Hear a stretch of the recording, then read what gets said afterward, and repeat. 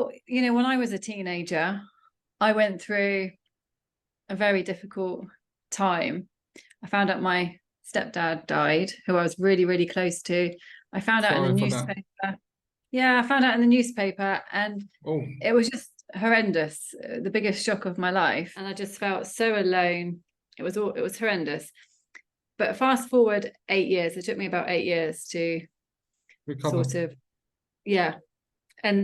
But during that time, I had moments where I was okay. And in that time, I just thought, I need to get away from this situation. So I trained as a teacher, my grief.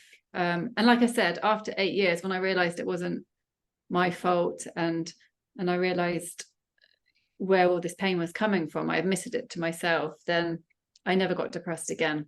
But I just thought, I need to work with teenagers.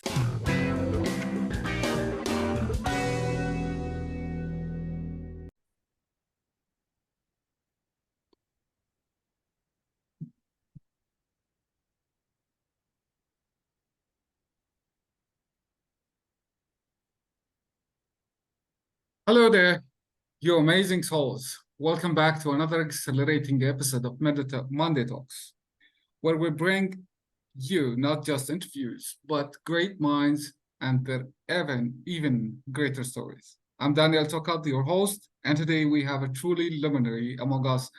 Please put your hands together for the incredible Jasmine Navarro. How are you? Thank you so much, Daniel, for inviting me. I'm fine, thanks. How are you? Great, great. Before we dive into this treasure trove of wisdom, here's a little something from the heart. Every subscription, every like, every share means the world to us. It's not just about numbers, it's all about incredible community we're building together. So if you haven't already, make sure to hit subscribe button, drop a like, and share with your friends. It's more than just support. It's a journey. We're taking together to spread these great minds and their even greater stories. All right, let's get started by saying, who's Jasmine? I'm still finding out. But yeah, who's me? So I am a wellbeing expert. So I work with teenagers, predominantly children and teenagers, also parents in educational institutions and companies, helping them with emotional well-being, confidence, emotional regulation, resilience, all of those topics that are really, really important, I think. Yeah, that's what I do. Oh, all right. So let's share more about this coaching program for your approach guiding teenagers. Yes, okay. What do you have there? It's like, why teenagers? Oh, I see. So why teenagers? Well, when I was a teenager, I went through a very difficult time. I found out my stepdad died, who I was really, really close to. I found out in the newspaper. Yeah, I found out in the newspaper, and it was just horrendous, the biggest shock of my life. And, I didn't have that much emotional awareness, and nor did anybody else around me. So nobody knew what to say or do with me. I was just feeling, I lost all my confidence and everything. And I just remember nobody knew or acknowledged what was happening to me. That's how I felt anyway. And I just felt so alone. It was horrendous. But fast forward 8 years, it took me about 8 years to recover. But during that time, I had moments where I was okay. And in that time, I just thought, I need to get away from this situation. So I trained as a teacher. I mean, I always got depressed again until I actually got to the core reason why I was depressed in the first place. But after I became a teacher, because I thought, what can I do to get away from this situation? And I just wanted to do something different. And I always loved traveling. So I became a teacher, and I lived and worked in 11 countries. And I think with every country, there was a self-discovery. I was learning something in every country. I was dealing with my grief. And like I said, after 8 years, when I realized it wasn't my fault, and I realized where all this pain was coming from, I admitted it to myself, then I never got depressed again. But I still carry that grief with me for about I don't know, 18 years. I carried that Oh my. grief inside me. Yeah. Oh my. And then so after like 17, 18 years of this lifestyle of teaching, I was teaching primary, secondary, and adults. I just thought, I really want to do something else. This is long enough. My time is up. And I thought, what can I do? And I kept meeting coaches. And I thought, okay, maybe I'll do the coach training and then I can discover what I should do next with my career. Because everybody around me was like, oh, it's too late to change your career. What else can you do? And I thought, there's something I'm supposed to be doing. Like I knew there was something I was supposed to be doing. So I thought this coaching might help me discover that. So I did the training, which was for me painful. I did not enjoy it. Because, you know, you're working on yourself in front of people. That's not for me. Thank you very much. But I knew I had to keep going. So I just thought, just keep going, just keep going. And I remember my heart was beating and everybody was saying, oh, are you okay? Or you're doing okay, you're doing okay. You know, you just feel so, they were only supporting me, but I just felt so pathetic. But anyway, so I made it to the end and it was so transformative, Daniel. I cannot even tell you. And I just thought after that, I was like, this is what I need to do. I need to share what I've just learned on this training. So I got certified and then I started coaching adults, and I still coach adults and I love doing that. But I just thought I need to work with teenagers because, of course, I remembered when I was a teen and I thought if I'd have had some of these tools and techniques or access to them, because we all have them, then, you know, the traumatic grief would have still been unbearable. But I just think it would have helped. It would have helped. It would have done something. And it probably wouldn't have taken me 8 years. Who knows? You never know. But anyway, so I started creating workshops for teenagers, children and teenagers, teaching them these tools and techniques to help build their confidence, gain self-awareness and all of those things. And I went to schools, universities, online. And I made my program because I had so many workshops, created confidence program. And then I had my podcast where I interviewed 18 to 24-year-olds to share their challenging teenager experiences. So it was all about giving the youth a voice as well, finding your voice. And then I started supporting parents. And that's it, really. And that's what I do now.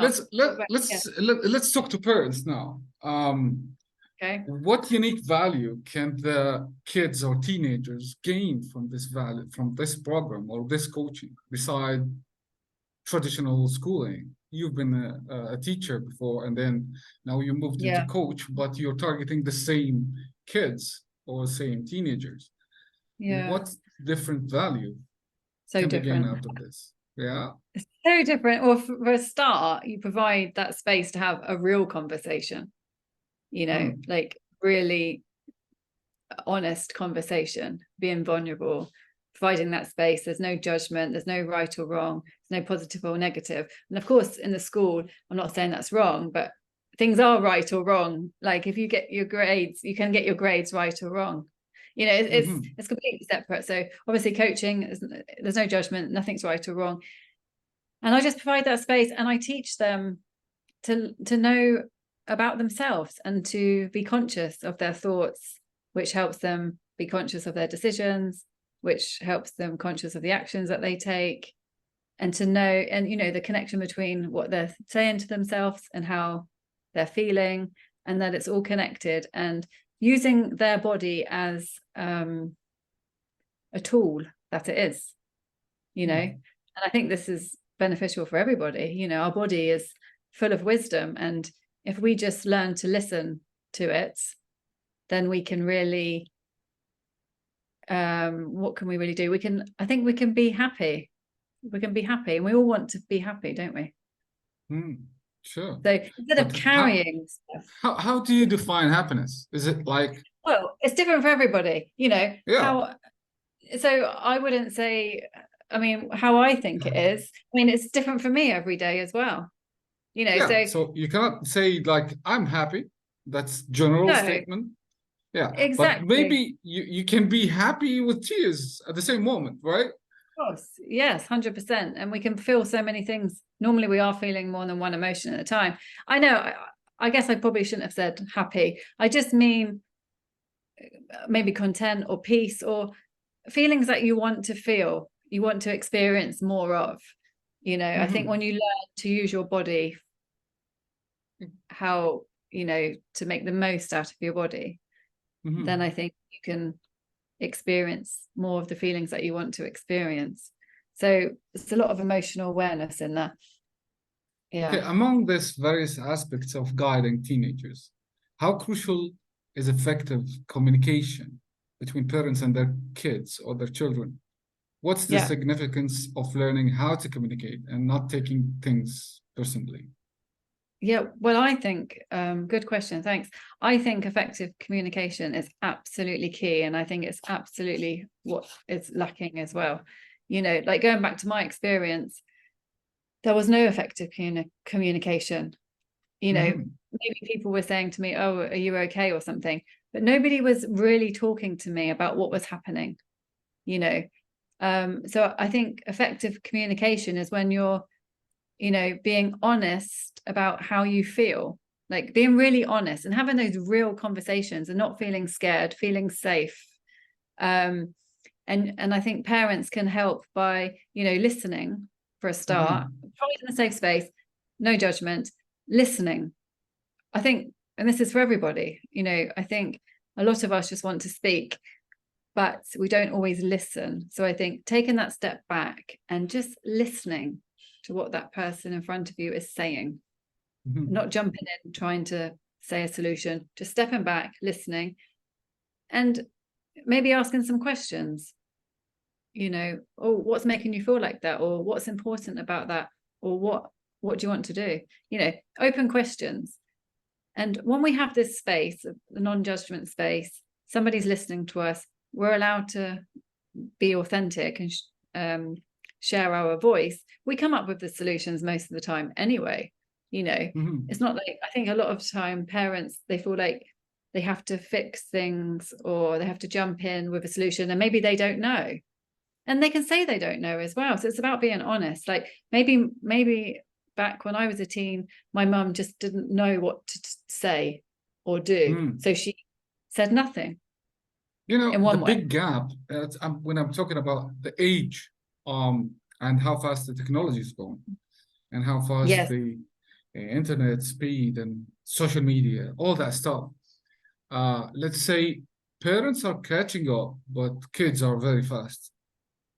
So there is a big gap between the interest of kids and the parents' focus. Like parents are really busy getting the food on the table, all exhausted, stressed out, and everything. But going lower to the, I mean, not necessarily lower. Sometimes kids know so much, okay, but they don't have experience. They have the knowledge catching out from everywhere, and especially speed thing, like whatever they have in mind, they can search it out on social media or YouTube or you name it. So they have big, huge knowledge in the area where they are just like to go, like sports or technology or social media or whatever interest is there. So what I'm saying is that the variety now is different than what were there for the parents. So this big gap of technology and age, how can it be overcome when you talk about communication? Sometimes my kid speaks about something, I don't get it. It's like, it's even different language. Different language can be there. I mean, the thing is, I think our emotions speak the same language anyway, whatever age we are. Our emotions speak the same language. So I think that, and of course things will change. I know there's never been such a big gap like this with technology and things like that. But if you don't know something, say, I don't understand, or can you show me, or can you explain a bit more? I mean, we're all capable of learning if we're open to it. Of course, we're not expected to know everything, but I think it's about showing that, being honest. Oh, I don't know. or I don't know what to do at the minute. I don't know what to say to you at the moment. You know, can you help me here? You know, parents can be vulnerable, because a lot of the times I speak with teenagers, and you know, and they say, I need to be perfect. I'm putting on, and they put so much pressure on themselves. And then sometimes I realize that they're seeing that in their parents. The parents are not showing them any mistakes. The parents are just showing that everything's great. I'm great. There's no problems. I can do it all. So, you know, so the children watch that and they think, I need to be the same subconsciously. It's all happening subconsciously, isn't it? And I think parents we can just be honest and vulnerable. It's like, I don't know. Is it That's it. parents has to do the listening part only, or is it a two-way conversation? Like my example, the challenges me as a person going through, is it okay to share with my kids? I guess it depends what it is and how old your child is. But I think this is just my personal opinion. I think, for example, like with my mum, you know, I rarely saw her upset, right? She was always laughing and happy, and I knew things were going on. So what was quite confusing for me was, and I didn't know this because I was a child, but I could feel something wasn't okay. But then there was just laughter and smiling, which is great, because I learned to have a great sense of humor, and that's amazing. I'm so happy for that. You know, I think sense of humor is so important. But the thing is, children know if there's something wrong anyway. Of course, they can feel it. Like, I remember when I was 10, I could feel things. Like, we can feel, whatever age we are, we have feelings. So we can feel that something's going on. So you can talk about that. You don't have to go into so much detail, but you know, you can say, you know, maybe things are not okay at the moment. I'm feeling a bit like this. And the thing is about that, and of course, don't go into too much detail depending on your child's age. If it's not okay to share, you know, it's just too much for them to handle. Of course, they can't cope with adult problems, but they can see that you're being honest about the problem, that there is a problem. So then they're going to start trusting their intuition as well, because otherwise it confuses children. They start trusting their intuition, and then they see you overcome that, and that gives them hope and strength as well. So it's like, okay, things were difficult then, and my parents were struggling, but they overcame that, and now they're okay. So when they have problems, they'll know, I can overcome this because I've seen difficulties. You know, I've seen my parents overcome things. So they learn that subconsciously. Whereas if you say everything's fine, and they feel it's not, I mean, that's just confusing when you think about it, isn't it? True. Do you know what I mean? Yeah. Yeah. So, okay, Jasmine, story time. sorry? Story time.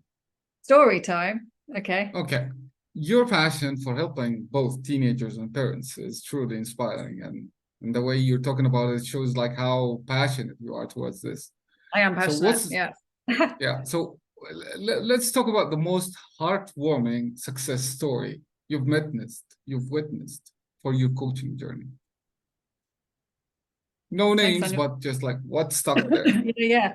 I mean, I don't think there's one. Yeah, give us There's one. so many.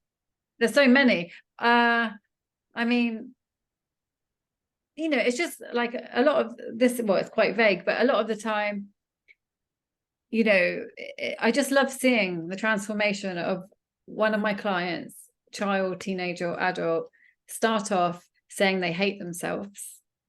And then at the end of the sessions, they love themselves and they believe they can do things, you know, and that's what I love seeing, that transformation. And I've seen it in children, I've seen it in teenagers, I've seen it in adults. And I think, you know, and I'm just showing them what's possible. They're putting in the work, they're choosing to put in the work, and they're doing it, and they're feeling the benefits. And I think for me, when I see that, and I'm just like, and I get excited with them, because I'm like, do you remember, you know, how much has changed in a month? You're just changing how you think, and look how your life's changing. And they get excited, and I get excited because I'm just like, because obviously when I hear it from them, it reinforces it in me as well. And I'm like, make sure that I'm thinking the right Aligned. things as well, you know. Yeah. So it's like a win-win. And you know, and you just build up momentum with them, and then they go off, and then they don't need coaching for anymore. Maybe they might need it again in the future, but then they're like, I'm ready now. I've got my tools and techniques. I'm okay.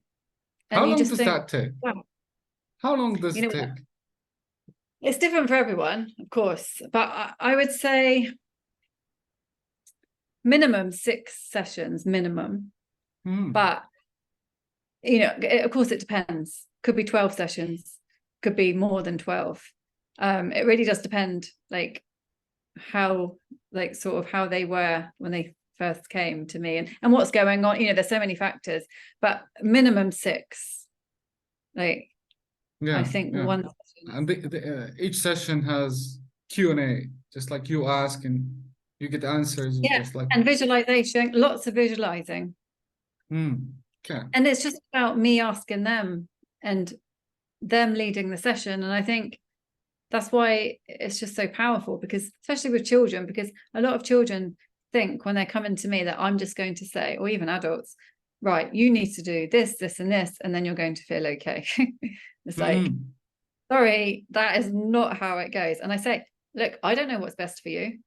I'm just figuring out what's best for me, but I'm going to help you. We're going to work together so you can figure out what is working for you. We're going to explore different things. I might make a mistake. You might make a mistake. Are you okay with that? Right. You know, you design the alliance beforehand, things like that. But and you know, and I think the key is them feeling safe with me. Because you know, when you're feeling safe and relaxed, well, you can learn.